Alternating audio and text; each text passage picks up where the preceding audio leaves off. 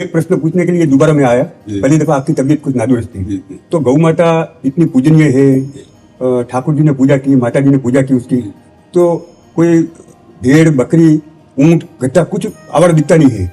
ये गौ माता जहाँ देखो वहाँ आवारा घूम रही है। इसका कारण क्या है? कलयुग में लोगों की स्वार्थ बुद्धि विशेष बढ़ गई है। जो हमारा धर्म का मूर्तिमान स्वरूप गौ है, उसका तिरस्कार हो रहा है। आप संत बड़े बड़े महापुरुषों ने बड़ी बड़ी गौशालाएं खोल करके आदर पूर्वक गौओं की सेवा कर रहे हैं। आज वासना, धन की वासना, भोगों की बढ़ गई, धर्म की हट गई, इसलिए अब घरों में भैंस रखते हैं क्योंकि महंगा दूध जाता है।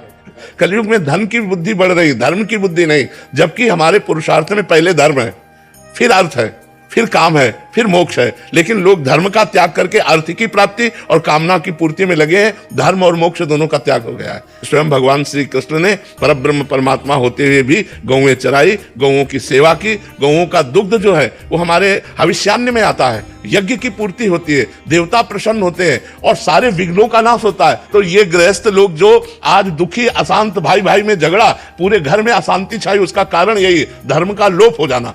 आंगन में बछड़ा कूद रहा है और गाय के गोबर से लिपा हुआ आंगन है और गौ के दूध से भगवान का भोग लग रहा है, तो सारे विघ्न नष्ट हो रहे हैं। लोग जान नहीं पा रहे हैं, लोगों की स्वार्थ बुद्धि हो रही महाराज, इसलिए हमारी गौओं की दुर्दशा हो रही है। अगर छोटी छोटी गौशालाएं हर नगर में हो तो हमारी गौएं सुरक्षित हो जाए, हमारी गौओं की सेवा हो जाए, तो हमारा राष्ट्र सुरक्षित हो जाए। यदि गौएं सुरक्षित हो जाए, जहां गौएं कटती हैं, जहां गौओं का निरादर होता है, वो राष्ट्र दुख से युक्त होता है। कभी अतिवृष्टि, कभी अनावृष्टि, नाना प्रकार की प्राकृतिक आपदाएं उस राष्ट्र को दुख देती रहती है। तो जहां गौ हत्या होगी, जहां गौओं का अनादर होगा, वहां दैवी आपदा जरूर, उस प्रकृति वहां की कष्ट देगी उसको। गौ धर्म स्वरूपा है। जैसे वेद माता गायत्री है, ऐसे धर्म माता गाय है।